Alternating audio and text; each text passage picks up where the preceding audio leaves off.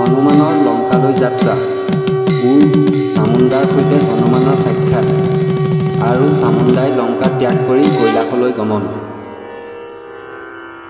এনেকৈ বীৰ হনুমানে লংকাৰ ভিতৰত প্ৰৱেশ কৰিলে। কিমান ঠাইত কিমান বস্তু দেখিলে তাক বৰ্ণনাৰ অতীত। সোণৰ ৰজত মণিৰে সূতাবিলাক নিৰ্মাণ কৰা। পুৰীখন ইমান ধুনীয়াকৈ শোভা কৰিছে যে হনুমানে দেখি আচৰিত হৈছে। গড়ত প্ৰৱেশ কৰি হনুমানে বিশ্বকৰ্মাৰ দ্বাৰা ৰচিত অদ্ভুত নিৰ্মাণ দেখিলে। তেওঁ মহাভয়ংকৰ প্ৰচণ্ড মূৰ্তি সন্মুখত দেখিবলৈ পালে। বাওঁ হাতত খৰ্গ, সোঁ হাতত খাণ্ডা, দুই চক্ষু এনেকৈ ঘূৰি আছে যেন দুটা সূৰ্যহে। ব্ৰহ্ম অগ্নিসম তেজ, অতি ভয়ংকৰ। লাল জিহ্বা, পিঠিত জটা, বিকট দাঁত, দেখাত ভীষণ, মেঘৰ বৰ্ণ। ব্যাঘ্ৰ চৰ্ম পৰিধান, গলত মুণ্ডমালা, কৰ্ণত মাণিক কুণ্ডল যেন চন্দ্ৰকলাহে। সেই মূৰ্তি দেখি হনুমান চিন্তিত হ'ল। তেওঁ দেৱীৰ আগত হাতযোৰ কৰি ক'লে, মই শাস্ত্ৰতহে দেৱী চামুণ্ডাৰ কথা শুনিছিলোঁ।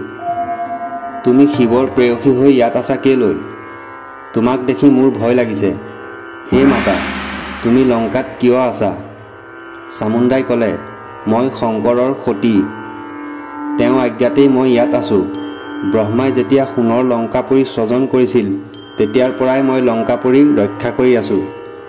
শিৱৰ শ্ৰীচৰণত পৰি মই শিৱক সুধিলোঁ, হে প্ৰভু, মই ৰাৱণৰ ঘৰত কিমান দিন থাকিব লাগিব?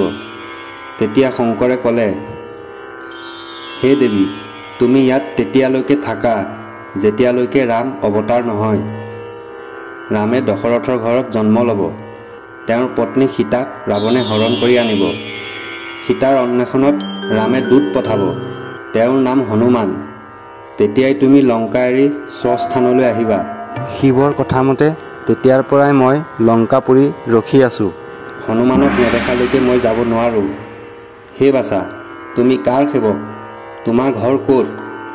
কেনেকৈ সাগৰ পাৰ হ'লা? হনুমানে ক'লে, মই ৰামৰ কিংকৰ, সুগ্ৰীৱৰ পাত্ৰ, মই পৱনৰ পুত্ৰ। সীতাক বিচাৰি লংকালৈ আহিছোঁ। মই ৰামৰ দূত, সেয়েহে সিন্ধু তৰিলোঁ। হনুমানৰ কথা শুনি চামুণ্ডাই হাঁহিলে। তেওঁক লংকাত দেখিবলৈ পাই দেৱী চামুণ্ডাই লংকা এৰি কৈলাশলৈ গ'লগৈ।